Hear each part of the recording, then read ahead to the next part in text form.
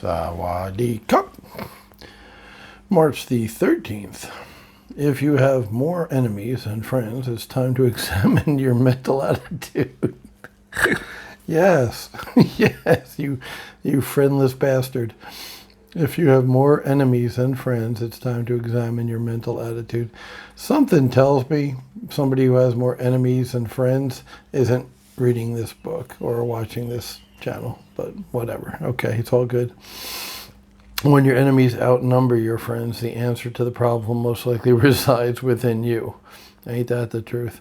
Ask yourself, am I the kind of person I would like to have as a friend? Do I consider the feelings of others, or do I think only of myself? Do I try to find the good in others, or am I always finding fault? When something goes wrong, do I search for a solution to the problem, or do I look for someone to blame? I think a lot of people are guilty of that. In the answers to such questions, you may find the answer to the question, why do I have more enemies than friends? Interesting. I don't know. Do you know anybody like that? I'm trying to think of an example of that.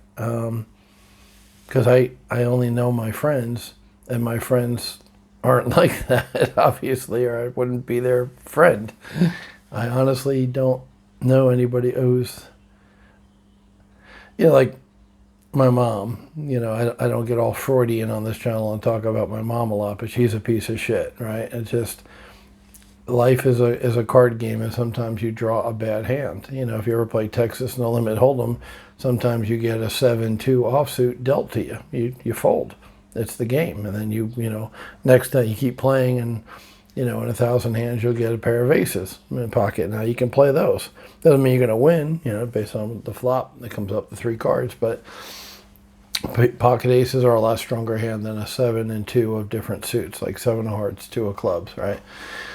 It's a very weak hand. It's probably not going to go anywhere. You just fold it. So, my mom had a lot of issues, mental issues. At one point she was hospitalized for a nervous breakdown. She's a hot mess. And obviously the way she raised us was not good, because she's a mess. But does she have more enemies than friends? She doesn't have very many friends because she's a hot mess and fucked up and selfish and stuff, but I don't think that she has enemies either. She doesn't associate with people enough and get around people enough. She pretty much goes to work, or used to go to work. She's retired now, and she stays home, so she doesn't mingle with people.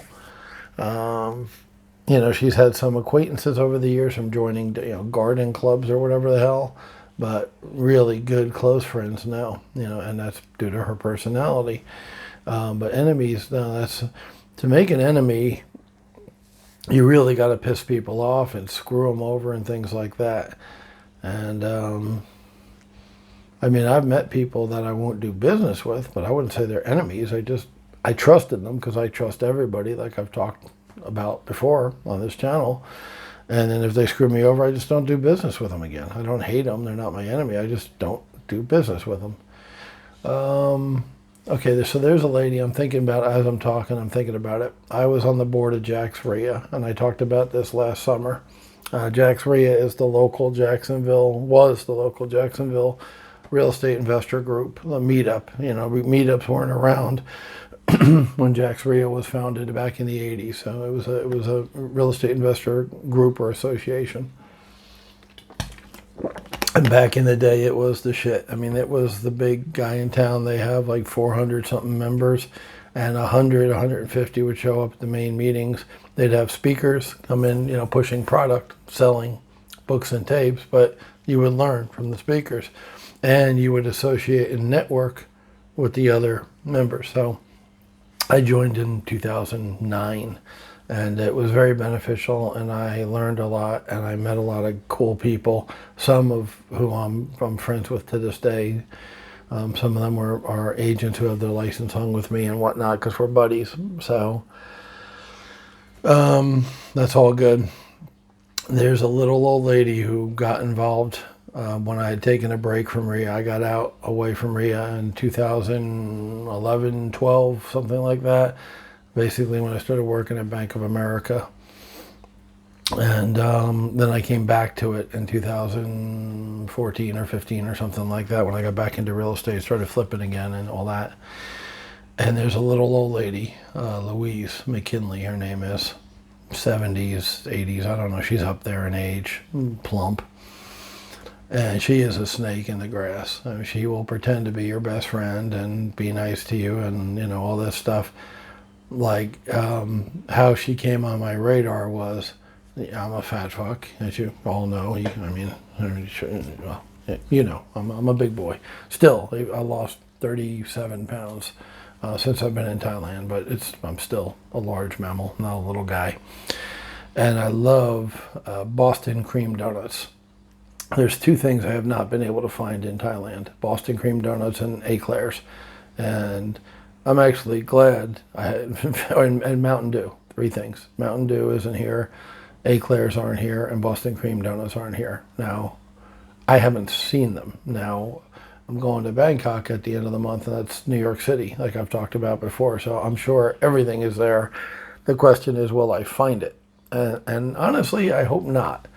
Because as much as I hate eating my gruel every morning, you know, oatmeal with fruit, and, you know, drinking the juice instead of drinking Mountain Dew, I can't argue with the results. My doctor is like, holy shit, your blood work's all good, your lipids are down, your cholesterol's down, your triglycerides are down, your blood pressure's down. You know, like, drinking carrot juice is not sexy or exciting, and it doesn't even taste that good. I mean, it's naturally sweet, so it's okay, but it's not Mountain Dew. Mountain Dew was like, I literally could drink gallons of that shit, and did.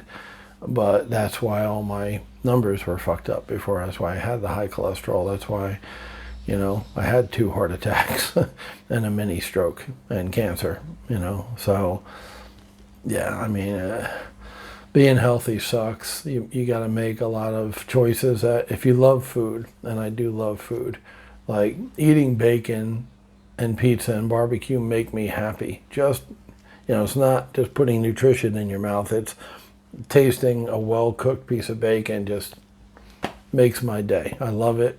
I literally could do it every day. But it clogs your artery. It makes you fat. It gives you heart problems. It shortens your life. There is that, right? So you got to make a choice. Am I going to have bland, disgusting oatmeal? No milk, no sugar, just oatmeal. And I sweeten it with fruit. I got strawberries right now. That's what I'm putting in there. Papaya, mango, pineapple, whatever fruit we had downstairs at the restaurant. And now whatever fruit I bought at the supermarket. Like I said, right now, strawberries. And, you know, it just doesn't taste as good as 2 fried eggs, you know, fried in butter. Toast, you know, bread, which is shit for you. It's like the worst thing you can put in your mouth is white bread, processed white bread. Toast slathered with butter. Of course, you got to add the fat for flavor. Otherwise, you're eating a roof shingle.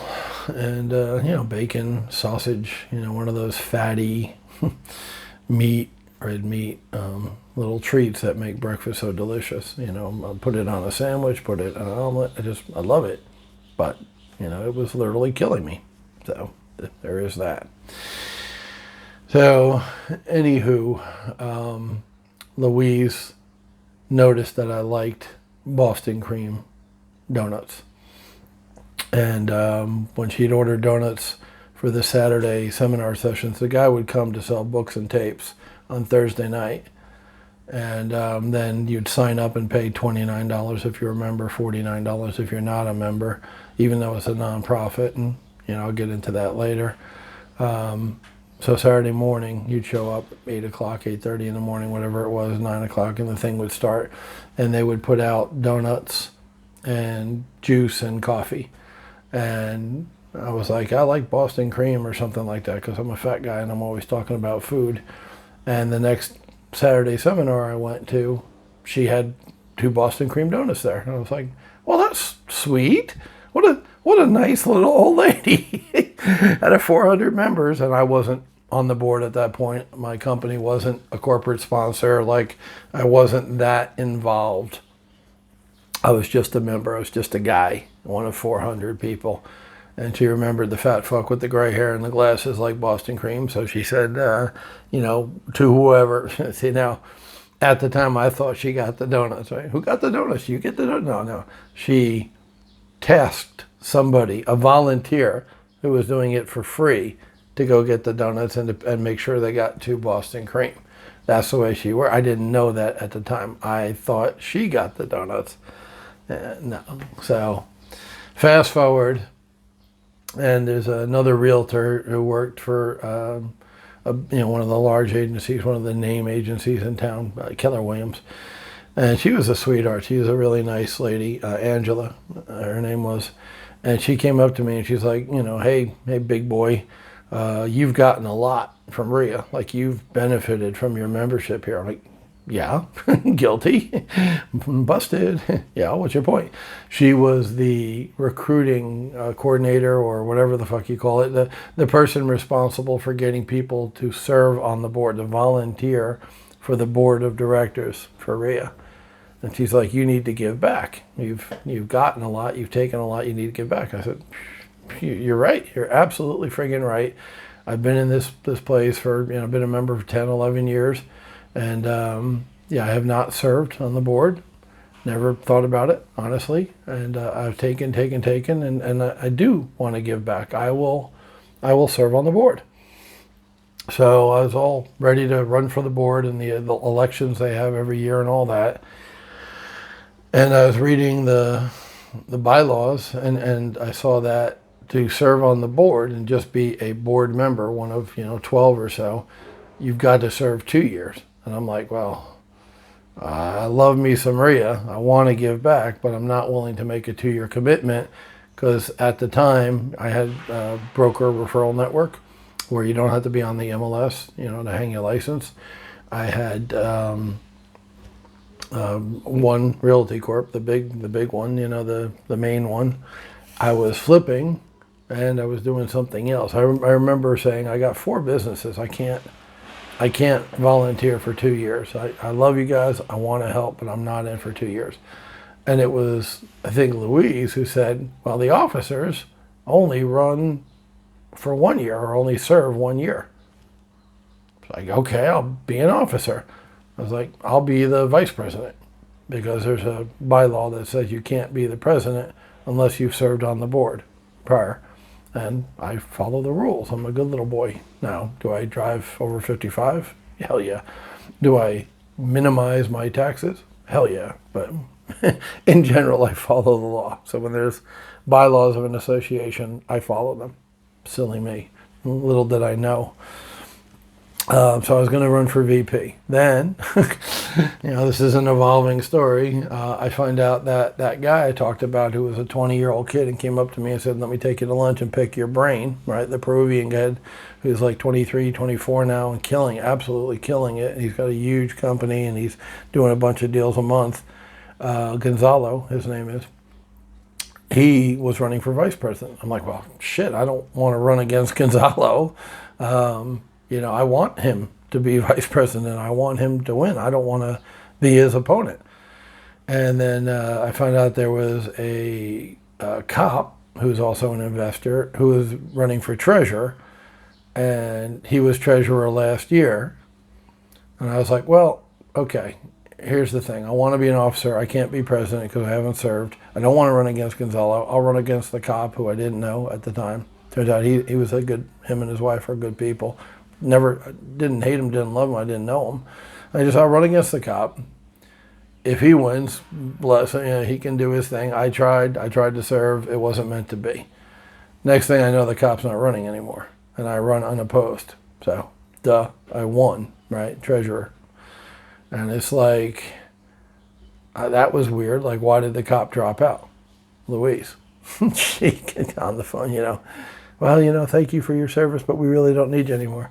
And the reason she wanted me to run unopposed is because we were friends, right? She got me the fucking donuts. Well, she had somebody get me the donuts, but once again, found that out later.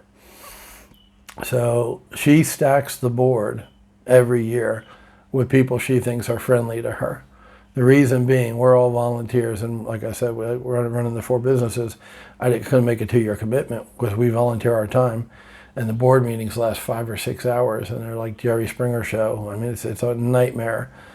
and she gets a salary of around $46,000 a year, almost 50 grand a year. And of course I found that out being the treasurer. So she wanted somebody she thought was sympathetic to her. Oh, what a nice little old lady. She bought me donuts to get away with getting almost $50,000 a year from a nonprofit for being a glorified secretary. She's an admin. She handles the emails. She does very little work. And she's making close to $50,000 a year. Now more than ever. Last year, can you imagine? So I know that board is stacked. In fact, since I left, she's the kingmaker. She pulls all the strings behind the things and politics and everything and backstabbing. She's a nasty old lady. And the thing she does to that association is horrible, and she should absolutely be thrown out.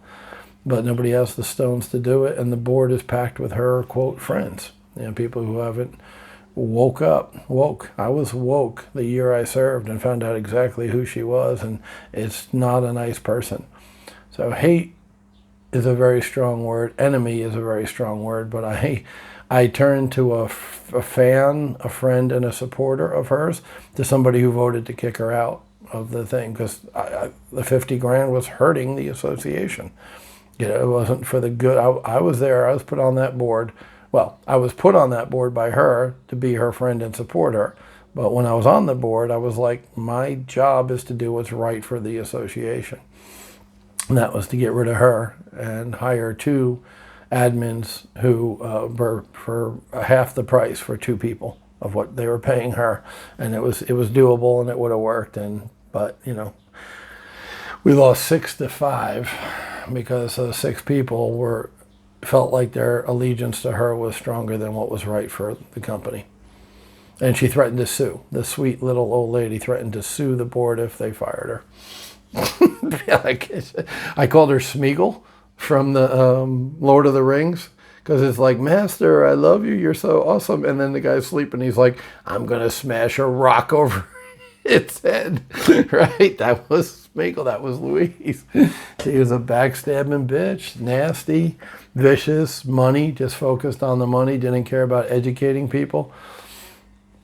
So what did I do? I'm reading this book to you about positive action plan. I'm reading this book to you about be kind to others and give of yourself and all that. So what did I do? Was I a fucking hypocrite? Was I a jerk off? Was I, I finished my time, because I'm not a quitter, right? Which you should know by now after listening to me for a year. I didn't quit. I wanted to quit because I was volunteering and I could go make more money with my 4 businesses, but I made a commitment and I kept it. Number 1, right? That's on me, not her. Fuck her. She has nothing to do with what I do with my life. Does that make sense?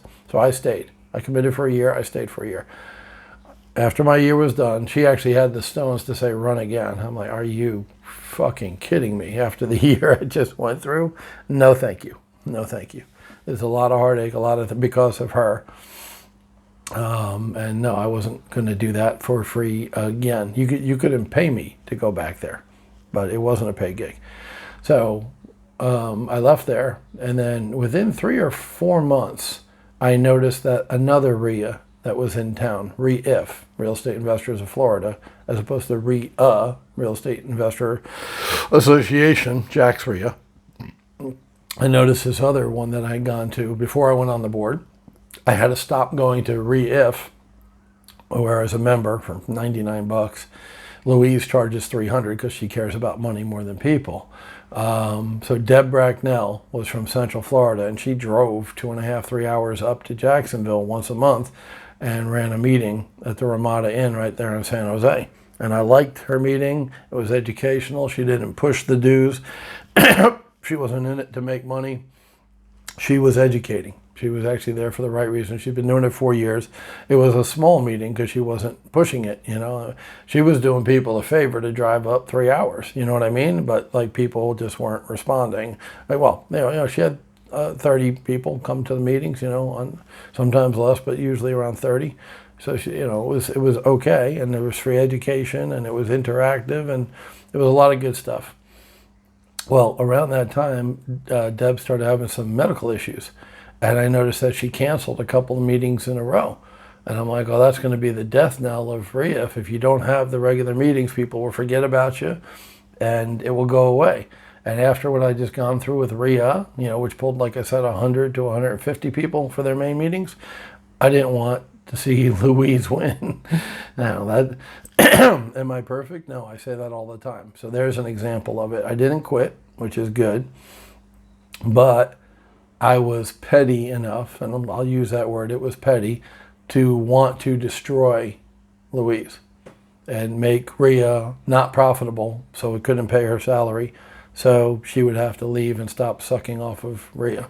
That's what went through my mind. Plus, I wanted to educate, which is part of the book.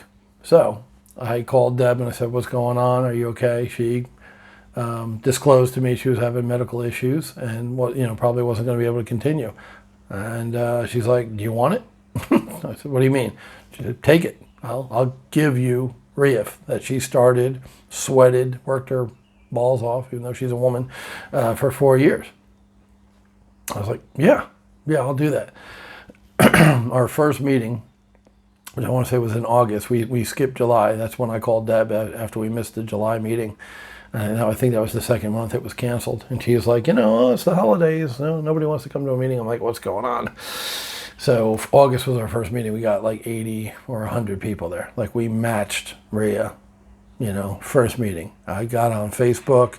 I got 4,300 friends on Facebook, 300 of who I really know, like everybody else. And I had everybody, invited them to like the Facebook page, the Facebook group. And we had a panel on wholesaling, content free. I never mentioned membership once the whole meeting because I wasn't interested in making money. I was interested in teaching. People loved it. I loved it.